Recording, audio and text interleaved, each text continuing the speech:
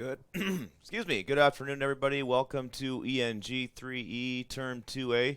I'm your instructor, Mike Laverty, and today is February 13th, 2023. Hope everybody had a awesome weekend, enjoying the nice weather. I took a trip to Kenora for my son's hockey tournament, so I had a pretty action-packed weekend, but ready to jump back into our course. So we are in class number 5. So as I mentioned last week, this is a 36 class course, so we'll meet 36 times from now until April.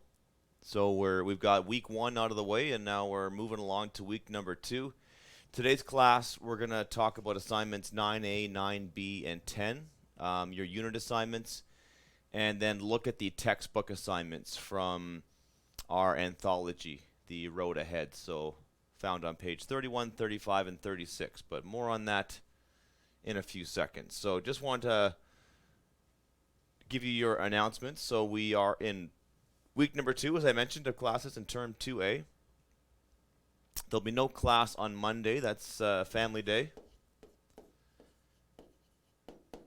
So no broadcast on the 20th of February. And no broadcast from March 13th to 16th, as that's when we'll be doing our March break. I'm just going to get a thinner pencil. There we go. That's better.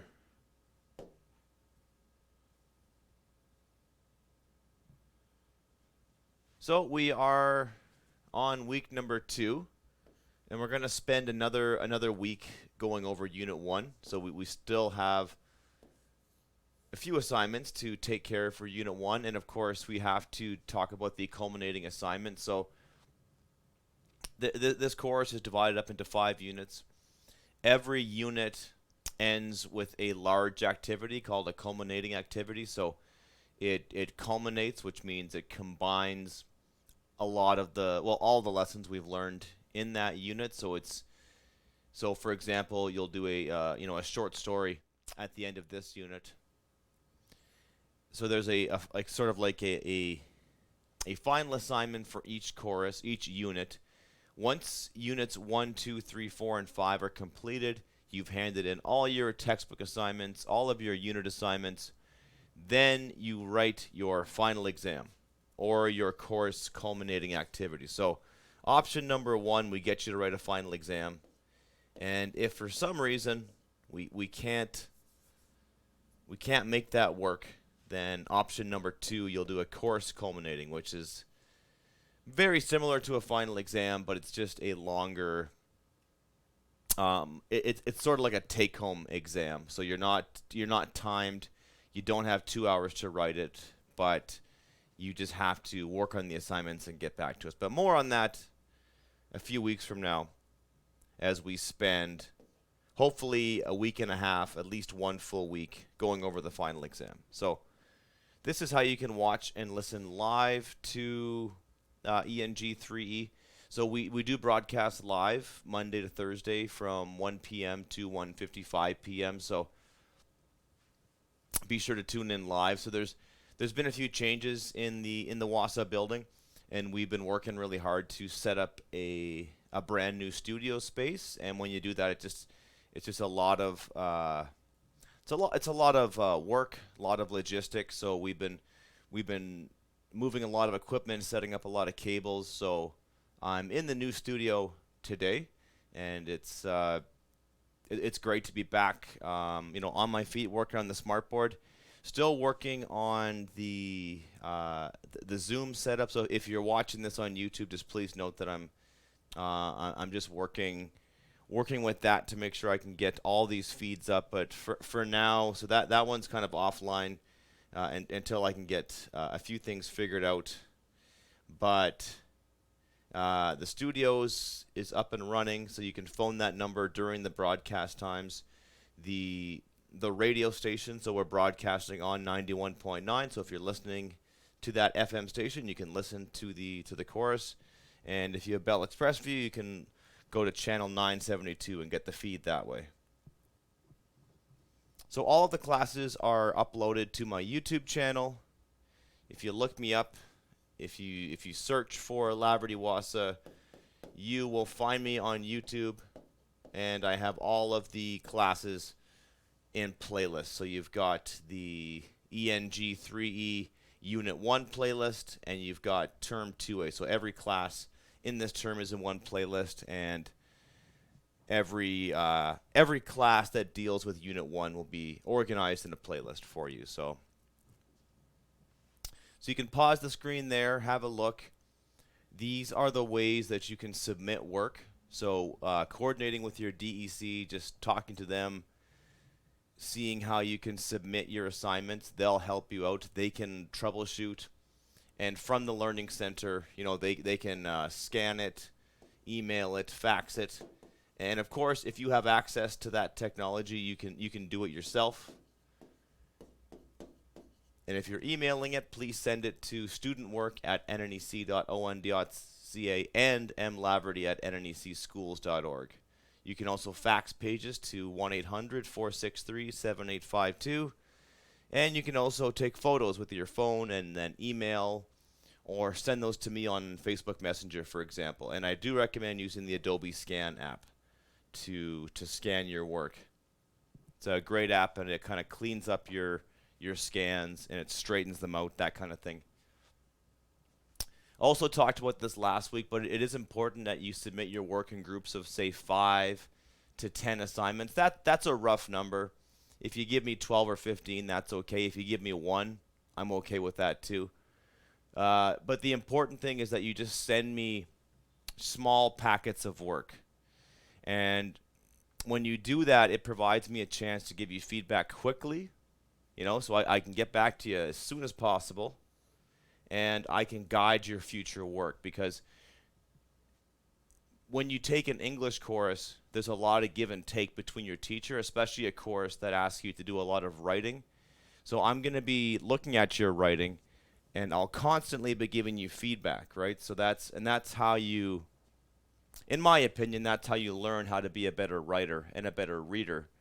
You submit something, and a mentor, in this case myself, has a look at your work, and they guide you, and they give you some feedback for you to improve your writing. So, and that goes with a lot of fields in life, right? Like a lot of technical fields.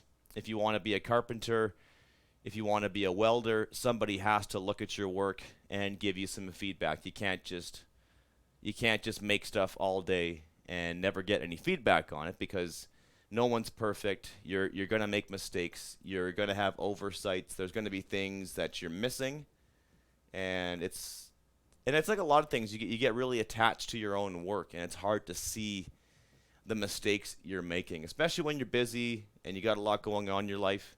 You need another set of eyes to have a look at your work. So that's what I'm here for.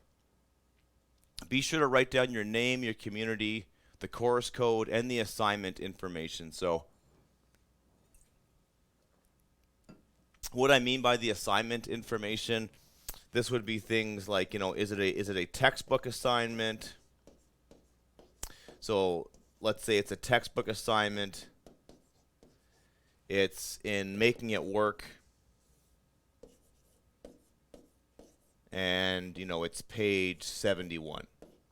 Right, so just give me as much information as you can on which assignment you're completing. That's the best way to contact me. NNEC Schools, mlaverty@nnecschools.org. Find me on Facebook Messenger and phone those 2 numbers. The first one is our SU Lookout number. The second one is a free long distance number if you don't want to incur any long distance charges. So you'll want to find me 9 to 3 Central Standard Time, Monday to Friday. Those are my office hours. Friday's like probably the best day to contact me, because I'm in the office. Well, I'm in the office every day, all day, but I'm available all day on Fridays. So Friday's probably the best time to get in touch with me. I teach from 1 p.m. to 3 p.m., so I'm not going to be able to answer student emails or phone calls during that time. So if you want to get in touch with me, 9 to 12:30 is probably the best time, or try me on a Friday. And of course, if you get in touch with me late at night, early in the morning, I will see your work and I'll get to it as soon as possible. Marking student material and answering your questions is my number one priority. So here's your next steps. Here's your homework. So if you haven't done so already, please contact me through email, Facebook, Messenger, or phone. Just get in touch with me. Let me know that you've registered for the course, you have your course material. I'd like you to review all the course material. So at this point, that's the study guide. So review that study guide. Have a look at Unit 1. And have a look at our 2 textbooks. Just have those things in your hand. Review them. Complete unit assignments 1 to 4. And complete textbook assignments, The Road Ahead, page 4. And Making It Work, page 23.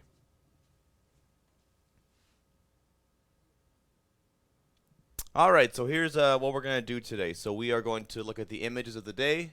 They relate to autobiographies.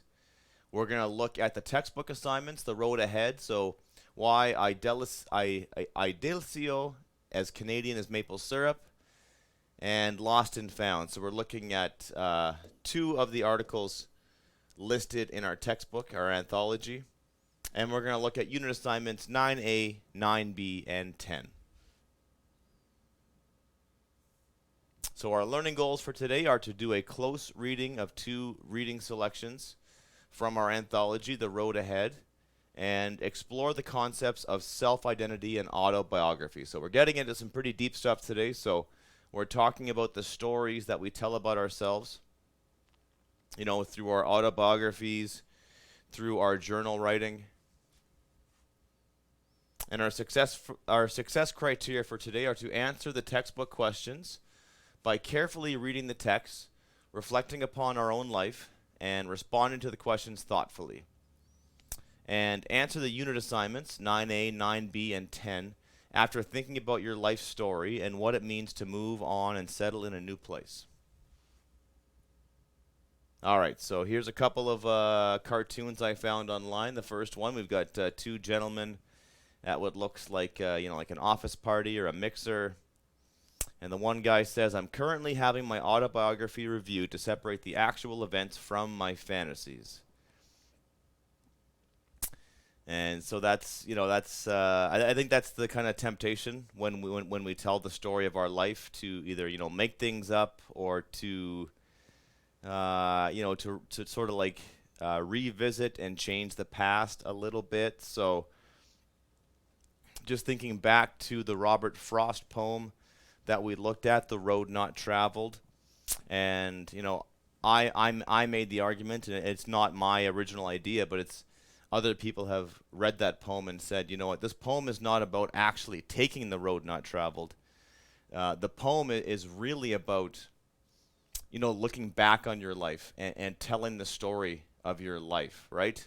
So if we look at the last stanza of that poem, he says, one day, years from now, I'll be telling the story about how I took the path less traveled and how that made all the difference. So I think this comic is really speaking to the same thing, right? It's telling the story of your life, but sometimes we're tempted to make the story of our life full of details that maybe they're not true, but they're definitely make us look better. The cartoon on the right, we've got celebrity autobiography. So on the right, you have the before, everything I want to tell you about me, and after, everything you want to know about me. And so the joke there is that, celebrity autobiographies are usually huge, bloated, kind of way too much information, and it's things that people want to know about you are probably a lot fewer than the things that you want to tell them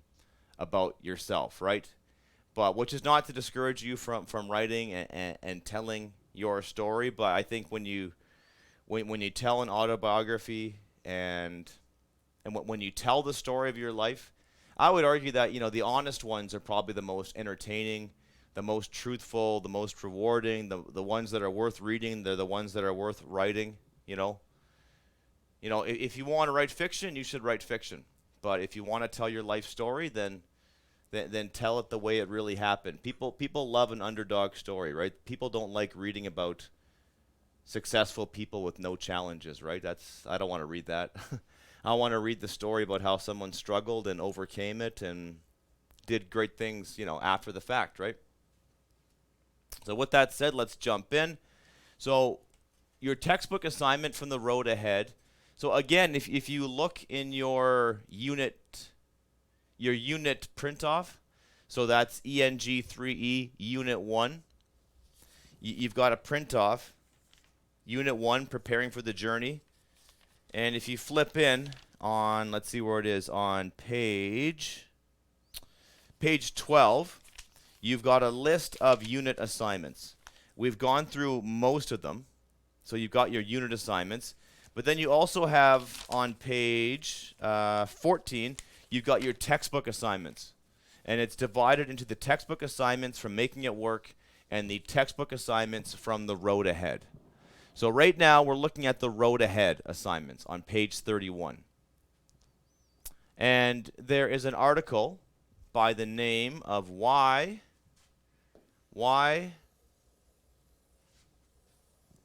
Idalcio is as Canadian as maple syrup, written by a guy named Dale Brazio. Now, you see, he goes by Dale Brazio, and he's a Portuguese journalist. And if you look at his name, this Idalcio, you see the word Dale is right in there, right? So Idalcio, I may be pronouncing that wrong, but I'm doing my best Portuguese, Spanish kind of accent. So Idalcio is maybe too hard for some people to say, so he probably went by Dale so he's an immigrant to Canada, right? He's a Portuguese immigrant, so that's why he's saying that. Like, that's why, my name is Canadian as maple syrup. So it's an after you read question, right? So if you open up your textbook, if you go to Making It Work, the road ahead, and you flip to page 31, and you can do this one of two ways.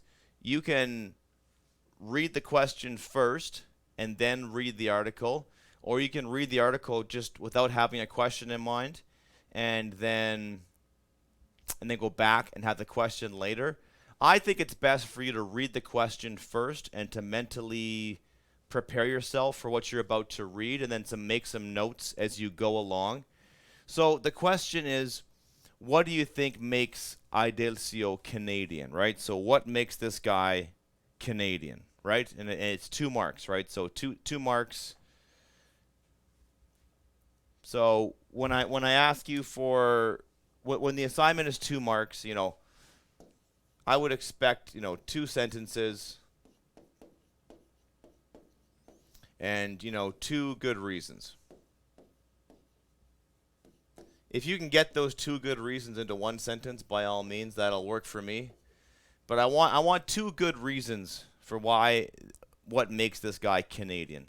And I want you to, use your creativity and, think about the question deeper than the surface, right? So sure, he immigrated to Canada and that makes him a Canadian citizen, but what really makes this guy a Canadian citizen, okay? So I want you to think about that. I want you to think about that deeply. So think about that question as you read his article, right? And you read about his experiences in Europe, moving to Canada, his experiences here being a Portuguese immigrant. So question 1A, what do you think makes him Canadian? And I also wanted to provide you with a little bit of context. So I was born in 1981. So when I was like 19 years old, there was a very famous commercial on TV. It was a very famous beer commercial. It was Molson Canadian's I Am Canadian commercial. So it was on TV all the time. This is before the days of YouTube and Netflix, when people were watching network television, and you had satellite TV, and there was hundreds of channels to watch, but most people, I would argue most people at that time, probably had, like 20 or 30 channels to watch, and we all pretty much watched the same thing, and we all watched this commercial. And me and my friends like to quote it all the time. So when you read this article by Dale Brazio, he makes multiple references to it. So this article would have appeared in the newspaper, and the people reading the article would have been really familiar with the commercial. So this is the script from the commercial. So if you look at that picture there, it's a guy standing in front of a screen, and he's on a stage, and it looks like he's like running for office, like he wants to be prime minister or he wants to be a mayor, and he's giving a speech. And behind him, you've got a clip of like the beaver and the Mounties and all these like cliched Canadian things. And he says, "Hey, I'm not a lumberjack or a fur trader, and I don't live in an igloo or eat blubber or own a dog sled. And I don't know Jimmy, Sally, or Susie from Canada, although I'm certain they're really, really nice. I have a prime minister, not a president. I speak English and French, not American, and I pronounce it about, not aboot. I can proudly sew my country's flag on my backpack. I believe in peacekeeping, not policing, diversity, not assimilation, and that the beaver is a truly proud and noble animal. A toque is a hat, a Chesterfield is a couch, and it's pronounced Zed, not Z, Zed. Canada is the second largest landmass, the first nation of hockey, and the biggest part of North America." And so it's in capital letters because by that point he's screaming at the audience, and my name is Joe, and I am Canadian, right? So that's, when you read the article, that's what he's getting at in that article. He's making direct references to it. And so I think it's a really important question. I think that there's a lot of like cliched ideas about what it means to be a Canadian, and we're not all, like hockey playing, beer drinking people. There's sort of like a cliched idea of what it means to be a Canadian. And so that commercial was sort of like playing up stereotypes, but also kind of giving into them at the same time. But, when you answer the question, just, read the article, and as much as possible, when you respond to the question, what makes that guy Canadian, try to reference the article itself as much as possible. Like when just pick like 2 or 3 things and just expand upon them, right? So he mentions this, make your writing as specific as possible, right? So don't just, like don't answer the question as if you haven't read the article, because it'll be pretty easy for me to tell. And when I mark this assignment, I can really tell the students who have read the article and the ones who haven't, right? So make direct reference if you can. That's the best case scenario. Make direct reference to the article itself. All right, on page 34, your next textbook assignment from Road Ahead is Lost and Found. Before you read. So Jared Paul tells the story of preparing himself to find his birth mother and the journey they are still taking together. So if you flip to page 34, you will find this article. So it's Lost and Found by Danielle Harder. So this is the before we read. So before we read this, we ask ourselves a really important question, right? And here it is. So think about the 3 following statements. Choose the one you most agree with and explain why. So option 1, I am the person I am because of the influence of my family and home life. Option 2, I am the person I am because I was born that way. Option 3, I am the person I am because of the choices I have made. So these are really deep, profound questions about your life, and there's no kind of one right answer to this question. What these questions are speaking to is what we call the debate between nurture and nature. So the question is, what makes you, right? Is it your genes? Is it your DNA? Are you just born a certain way? Are you put on this earth, put together a certain way, and that really determines the course of your life? Or is it that sure, you're born a certain way, but is it the influence of your family and your home life that sort of makes you the person that you are? There's all kinds of fascinating studies that they do with like twins, for example, where they have these like twins that are separated at birth, and they're raised in like completely different households, and yet they just have so many striking similarities. It's like the same person is like just created in a different environment, right? So, but on the other hand, there's tons of research that shows that the experiences you have in life and the environment you grow up in, like you could have a twin or like triplets, and you could have almost the exact same DNA, but if one twin has a traumatic childhood and the other one doesn't, they're going to be very different people. So it all depends on how you look at it. So do you think that your family and your home life had an influence on you? Do you feel that you're truly who you are because of the choices you made? And and you might be thinking, like, oh, maybe it's a combination of things, right? It's not just nature that made me who I am. It's not just nurture, right? It's a combination of the two. But the question says, which one do you agree with which one do you agree with, and explain why? So I would say it's really like, which one do you agree with the most, right? So if you had to look at those three statements and you had to just pick one, and that one had to be the answer, then just pick that and then explain why, right? So, and then you can rephrase the question, or just use that as your heading. So if you believe that I am the person I am because of the influence of my family and home life, then it's 4 marks. Give me 4 reasons why that's true, or give me one reason and back it up with 3 different explanations, right? So it's worth 4 marks. You can't just give me a sentence. Well, you can give me one long sentence, but if something is worth 4 marks, I want to see an explanation there. So just think about that a little bit and then answer the question. So the second part is after you read. So if you look at the Road Ahead textbook, what they do is they ask you to read a selection from the anthology, and there's questions that are before you read, there's questions after you read, there's questions that are you might want to ask yourself while you read it, and trying to think of the other there's before you read, after you read, and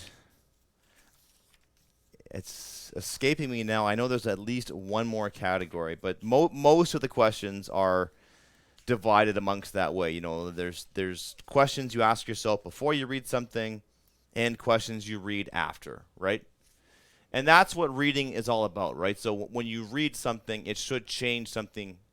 It should change something inside of you, right? It shouldn't just. It should affect you in some meaningful way, right? So if we read something of value, it should make us change our opinions or mold our thinking or challenge what we think to be true, right? So so that kind of thing, right? So after you read, on page 36 says, describe Jared's journey. Do you think the title Lost and Found is effective for this magazine article? Explain. So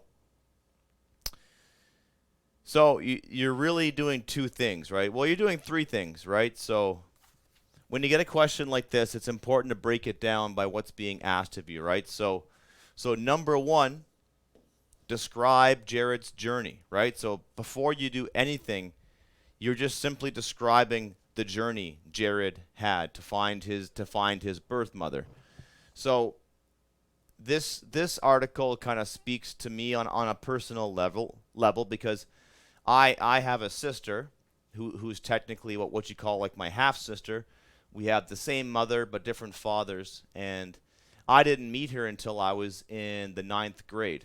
I think the summer of either at the end of ninth grade or like that summer, I met her for the first time, and so did my mom, right? So they were separated through the adoption process, and then when my sister became an adult, she signed a form that said my birth parents can look for me if they want, and they did.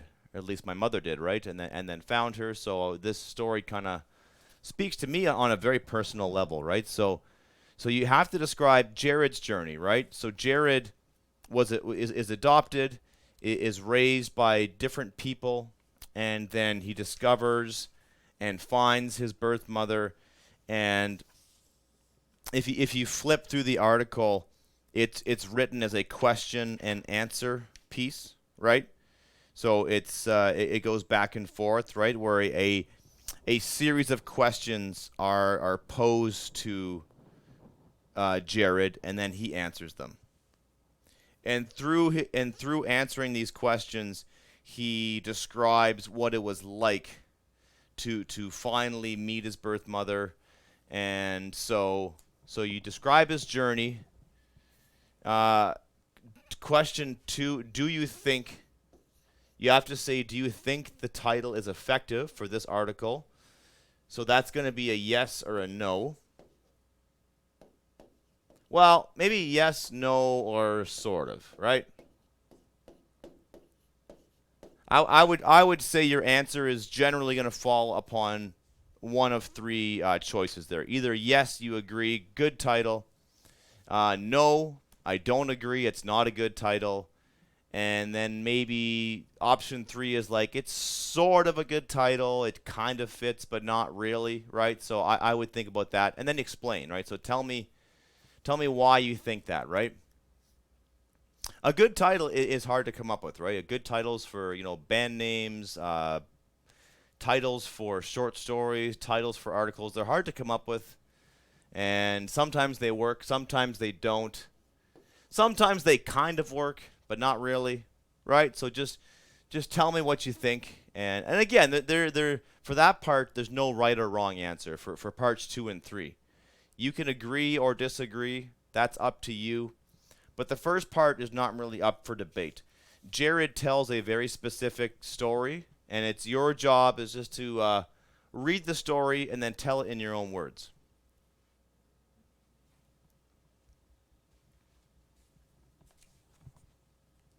And that is a really important part of studying English. That's what we're constantly doing, right? We're constantly reading other people's words and then summarizing them, putting them in our own words, paraphrasing people, and that's a really useful skill.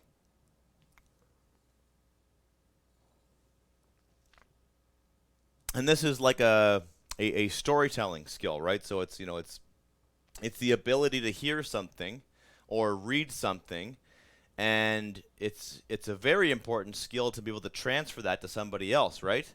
And you have to be careful to preserve what was said in the story and not distort it, right? So if you read somebody's story and you aren't paying attention, or you get lazy, or you're not focused on what you're doing, and then you retell that story, then you're not speaking to the truth of what happened, right? You're kind of distorting the truth, and you're giving a false account of what really happened, right? So it's a very important skill to learn to read something, take notes, and then basically reconstruct it in your own words.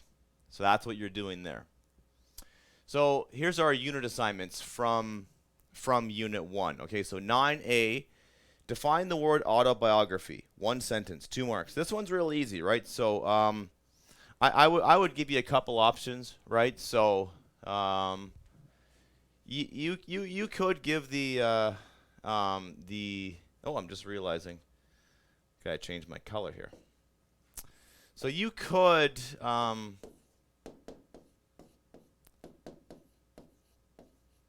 do the dictionary definition.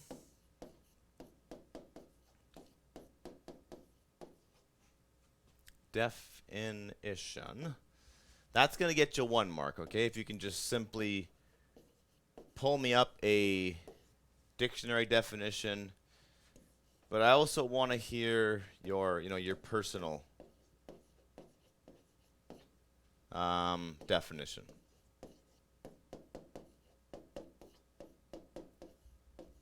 Because looking up words in a dictionary is good. That's an important skill. If you don't know what a word means, good to look it up.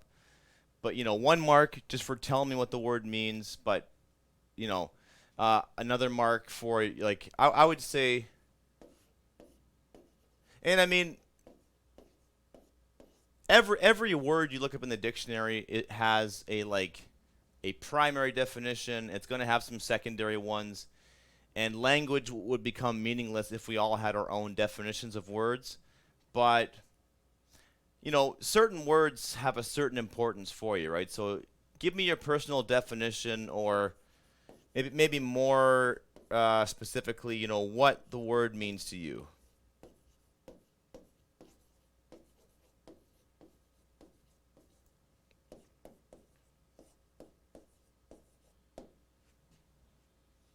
So that one's relatively straightforward. You're just defining a word. All right, so assignment 9B is asking you to use Dale Brazio's article as a model to write an autobiography about being a Canadian. Entitle your autobiography, I Am Canadian. So I'm looking for a half a page here, 1 or 2 paragraphs. And you submit a final copy only, okay? So, depending on, how long your paragraphs are, this should be, at least like 100 words, 100 to 150 words. I would say it's somewhere at least in that ballpark. And to write that, you should be thinking about the writing process, right? So, let's review that writing process, okay? So the writing process is a 5-step process. Step 1 is your planning, right? So you choose a topic for your autobiography. So this text, it's going to be a story about your life, right? Because you're writing an autobiography. But you need to focus your writing. Your writing must discuss your life story in relation to being a Canadian. So it's going to be about belonging or not belonging, nationhood, community. So it's going to be about belonging to something bigger than yourself. Try to brainstorm some ideas about being Canadian. Do you identify as Canadian? Do you identify more with your home community or maybe your First Nation, right? So I think Canada is a very unique country, and I know that, like a lot of Indigenous people, for example, may technically be Canadian citizens, but they may identify as a member of their of like say Anishinaabe nation, right? So like within Canada we have nation. There's many nations within nations, right? And just think about the Canada Day celebrations, right? And I know a lot of Indigenous people do celebrate Canada Day, but a lot don't, for reasons like residential schools and oppression and feeling that they are not afforded the same rights and privileges of other Canadians, right? So it's really complicated, right? So I would suggest, if you're comfortable with that, then you could write about that, right? So it's not just like rah rah rah, let's go Canada. It's like, how do you feel about being a Canadian? Do you identify as a Canadian? If you do, why or why not, right? So just, if you're okay talking about that, just speak from a personal place, right? That's going to produce the best writing, right? Things that you feel strongly about, things that you have opinions about, things that matter to you, those are easy to write about, right? Right? They might be hard to write about, but it's a lot easier to generate ideas, right? And so I do want you to consider the free writing process. So it's not for everybody, or I really believe in this method, but so you don't have to use it, but I really encourage you to try it, okay? And with free writing for this, you'd set a timer. for at least 5 minutes. I suggest you go for like 10 or 15 if you can. So you start your timer and you try to write as many words as you can about your paragraph or paragraphs or right as possible. So you start the timer and you just write and write and write. And you don't worry if you're writing nonsense, because sometimes you will be writing nonsense. But free writing is just, it's meant to access the part of your brain that likes to generate ideas. And writing is it's an art form, and it's similar to sketching, it's similar to playing music, it's similar to anytime you're creating something, right? It's sometimes you don't know where it's going to go, and that's kind of the exciting part, right? You have a general idea of what you want to do, and that's how the planning helps, right? It's like, I want to sit down and I want to write a song that's going to help me get over, like the loss of a loved one, or I want to write a poem about, Lac Seul and being on the lake, but I don't know what it's going to look like. Or I want to write a 1 to 2 paragraph autobiography about being a Canadian, because I have to for this English course. So I have a general idea of where I want it to go, but I don't know where it's going to be. And then we actually use writing as a way to figure out what we want to say, right? And if you focus on making sense, and if you focus on spelling and grammar, and if you focus on creating like these perfect sentences, that's where writer's block comes in. That's what stops you from writing. Trying to be perfect, or maybe not even perfect, just trying to just write something that makes sense, right? So it just I really strongly encourage you to give it a shot, okay? And then once you've got some raw material, this is where the writing process really comes in handy, because you're looking at a blank page, and instead of just jumping into the writing, you jump into step 1, where you do outlining and you do planning, and you jot down rough ideas, and you just think of the first 10 things off the top of your head for what you could write about. Like, you're not actually writing the assignment, you're just writing potential titles and potential themes and like things that have happened to you in your life. Like, you just start jotting down rough and raw information. And step 3 of the writing process is the revision process. So revision is big picture stuff. Revision is thinking about the whole thing, the content of the article, how it's structured, how it's organized, your theme, right? This is big stuff, right?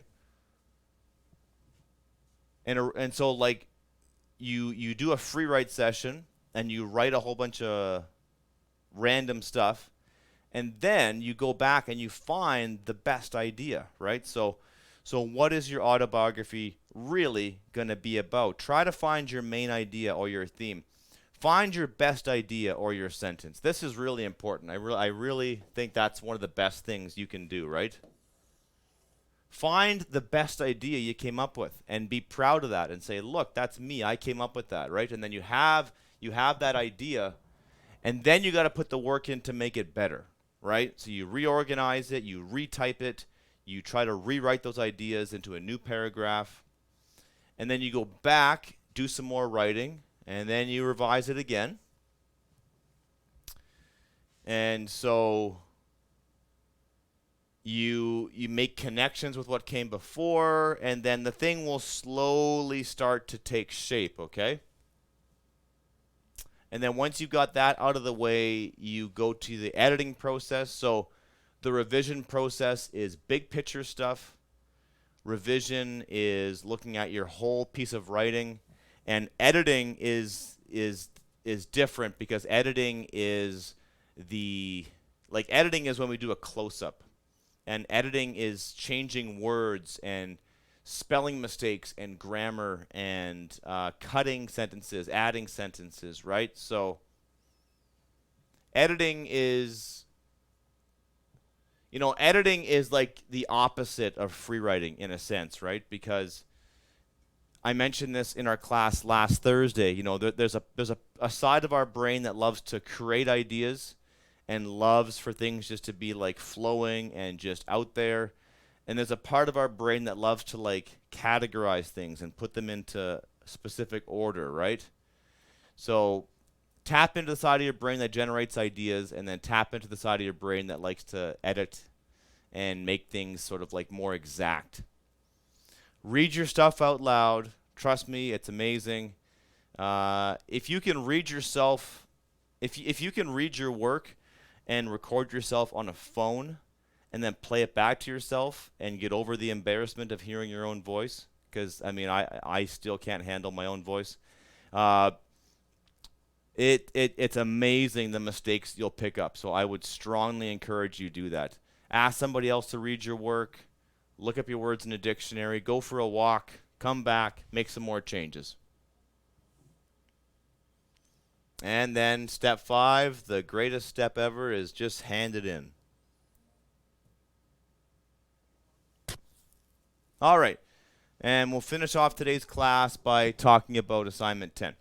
So when people leave one place and move to and settle in a new place, they both gain and lose. Explain at least 4 sentences, right? So for this, I would suggest you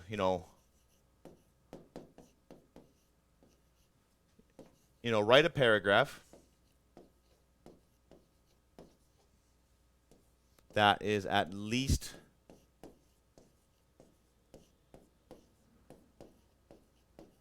4 sentences.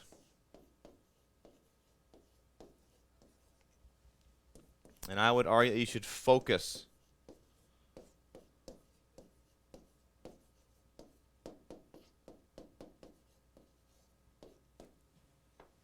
So when people leave one place and move to and settle in a new place, they both gain and lose. So that's the general category here. And so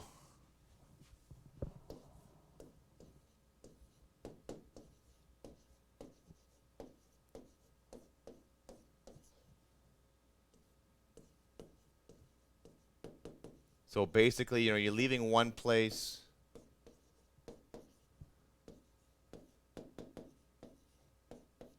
going to another.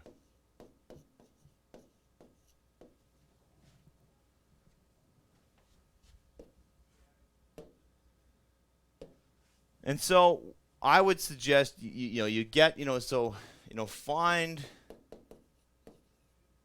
find a specific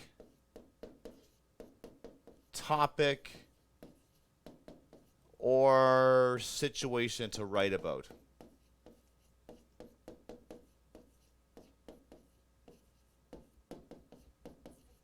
Write about what you know, right? So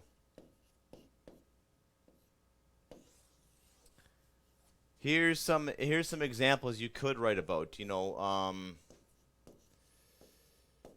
could do like a small town, or a small town, or like a small First Nation, right? To a big city, right? So like students living up north, moving to Thunder Bay or going to Silicon. So small town to a big city environment. You've got the immigrant experience, right? Or maybe going from Canada to another country.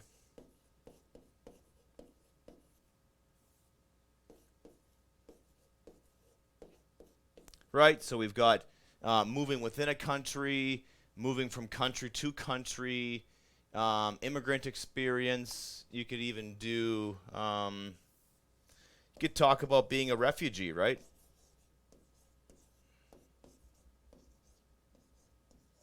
So I would suggest you write from your personal experience, or, you know, what you know.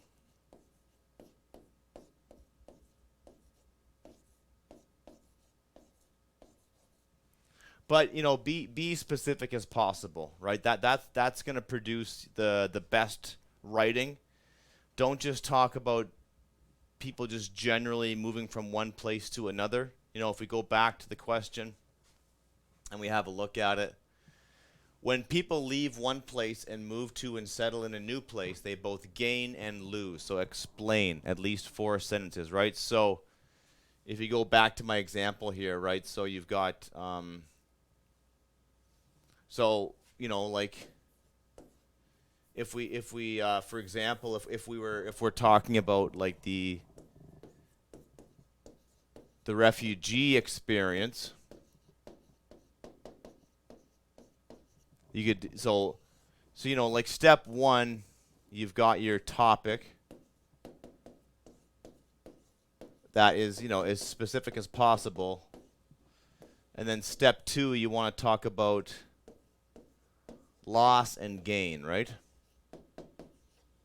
So for a refugee, what do they gain? They gain a new home. They probably lose family and friends.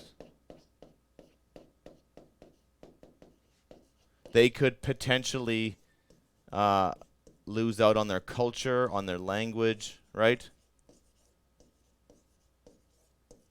But then they could also gain that. They could also gain, you know, new experiences, right? So,